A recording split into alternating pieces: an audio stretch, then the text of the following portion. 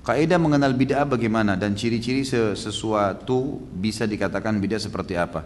Yang Nabi SAW tidak contohkan, tidak juga dicontohkan oleh para sahabat, ulama umumnya masukkan dalam kategori bid'ah.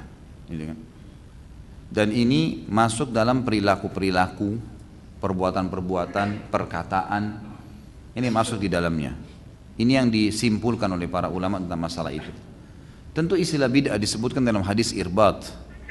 Hadis Nabi SAW yang masyhur, beliau mengatakan, alaikum bisunnati wa sunnatul khulafa rasyidin mahdina min ba'di addu alaiha bin nawajid. Ini hadis sahih yang ma'ruf, yang hampir semua umat Islam kalau belajar hadis tahu hadis ini.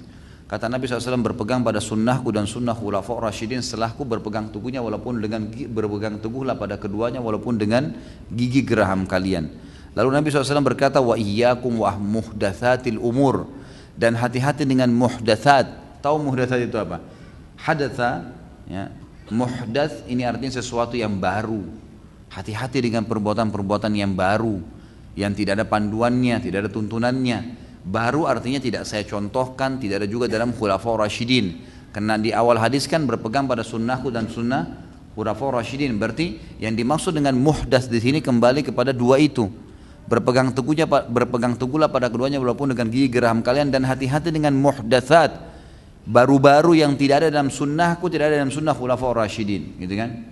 Fa inna kulla muhdatsin bid'ah, semua yang muhdatsa, yang tidak ada saya contohkan, tidak khulafaur rasyidin contohkan, maka dia adalah perbuatan bid'ah. Wa bid'atin dhalalah, dan perbuatan bid'ah itu artinya yang tidak saya contohkan, tidak khulafaur rasyidin contohkan, adalah bid'ah. Dan bid'ah itu akan membawa pelakunya pada kesesatan. Sesat maksudnya apa? Keliru melangkah karena tidak ada panduan wahyunya, gitu kan?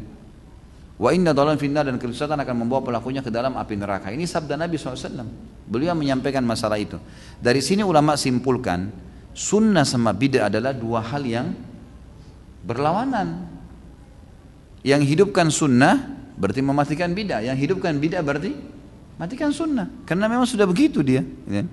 Ini memang penjelasan dari hadis Nabi SAW tadi. Allahu a'lam. Jadi memang seperti itu memahaminya. Makanya teman-teman sekalian, cukupkan diri dengan yang ada perintahnya saja. Itu aja jaga sampai mati, masuk surga insya Allah. Udah nggak usah repot-repot. Ini saya bingung betul orang-orang yang terus mau buat-buat, terus ngarang-ngarang dan ngotot mempertahankan. Kenapa saudaraku? Sunnah Nabi banyak, pertahankan komitmen. Tuh zikir pagi sore jaga tuh. Sholat on time di awal waktu jaga tuh.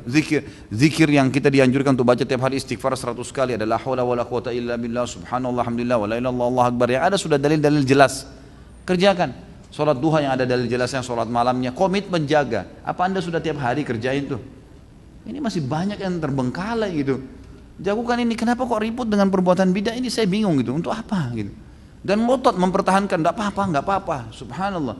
Dan orang-orang awam pun akhirnya ikut-ikutan, yang sholatnya masih Senin Kamis hanya ikut berbuat bid'ah juga. Ini yang wajib-wajib enggak diingatin, yang sunnah-sunnah sudah jelas dan pintarnya enggak disemangatin, malah enggak apa-apa, buat ini aja. Loh, gimana ini? Gimana ini? Kalau setiap orang bebas buat bid'ah, saya bebas buat bid'ah, semua bapak-bapak sini buat bid'ah, ibu-ibu di belakang sana buat bid'ah, apa yang tertinggal dari sunnah Nabi SAW? Coba, apa yang tertinggal? Orang akan tinggalin kan, karena bid'ah lawan sunnah gitu. Maka kerjain yang sudah ada perintahnya, kenapa sih? Kenapa suka cengkal nih gitu. Bersikuku dengan hal-hal yang tidak ada perintah? Sudahlah saudaraku gitu kan.